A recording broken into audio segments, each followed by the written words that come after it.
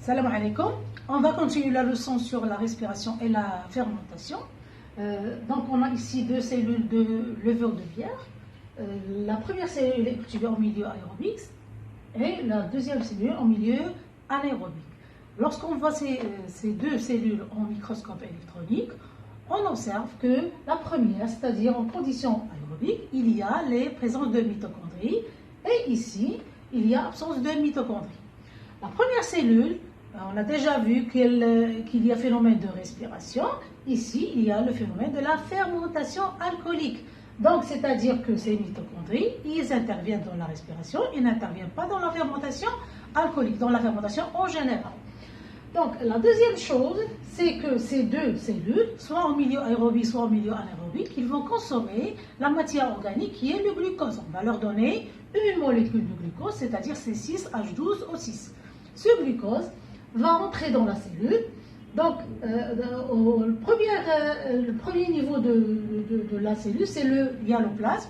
Une fois dans le hyaloplasme, ou bien ce qu'on appelle le cytosol, le glucose va subir des réactions qu'on appelle les réactions de la glycolyse, c'est-à-dire la dégradation du glucose.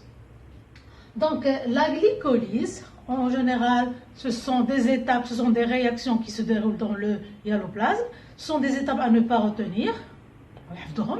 Donc, c'est quoi? Il y a trois étapes. Il y a, première étape, c'est la transformation du glucose en fructose biphosphate, 1,6-biphosphate, avec consommation de 2 molécules d'ATP. Deuxième étape, c'est la transformation du fructose biphosphate en glycéraldéhyde, de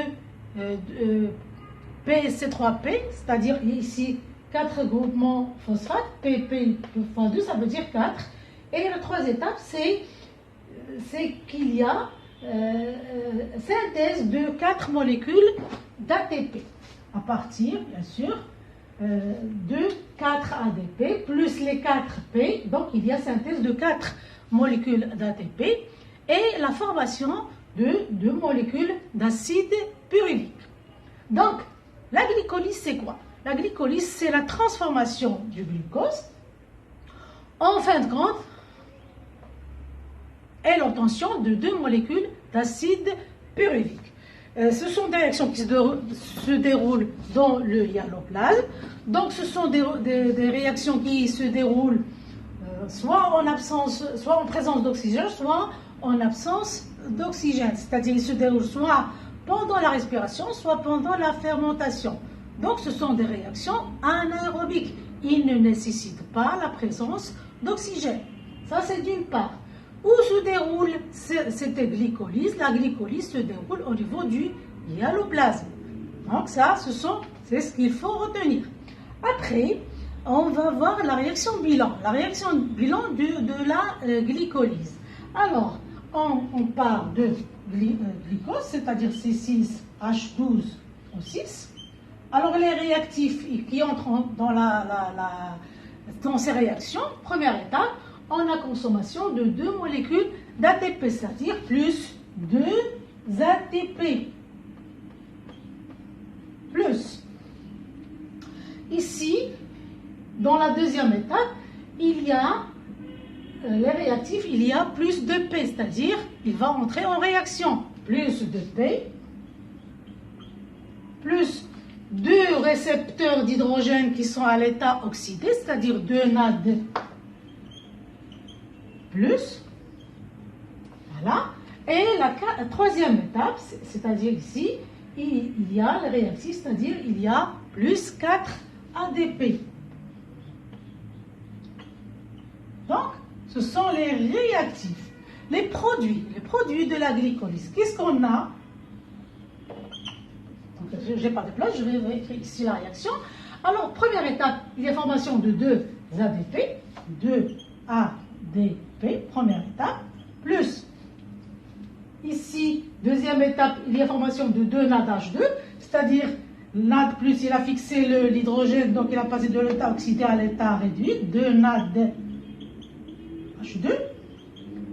plus, troisième étape, il y a synthèse de 4 ATP, plus 4 ATP, et le produit final qui est l'acide pyruvique, il y a deux molécules d'acide pyruvique, 2C3, c'est-à-dire la formule chimique de l'acide pyruvique, c'est 2CH3COCOH. Donc plus 2C3, c'est-à-dire c'est l'acide pyruvique. Donc cette réaction, on va simplifier. Donc ici on a 2 ATP, ici on a 4 ATP, donc il reste 2. Ici on a 4 ADP, et on a 2, il reste ici 2. Donc la réaction globale et la réaction finale de la glycolyse, et ça c'est à retenir. Donc on part du glucose, c'est-à-dire C6H12O6, plus, alors qu'est-ce qu'il reste? Il reste 2 ADP, plus 2P, plus 2 NAD, plus, voilà, et produit final, on a 2 acides pyruviques, c'est-à-dire, on va écrire la formule CH3COCOH, bon là c'est un 3, plus COH, plus 2 ATP, et plus 2 NADH2. Voilà. Ça, c'est la réaction bilan de la glycolyse.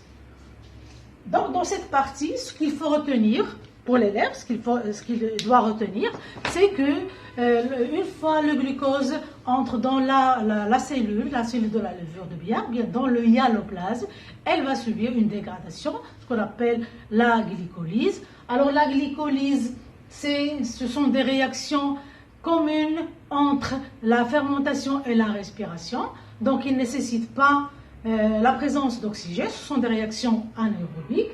Ça, c'est d'une part, il se déroule au niveau du hyaloplasme. Et enfin, c'est la réaction bilan de la glycolyse. Voyez, merci.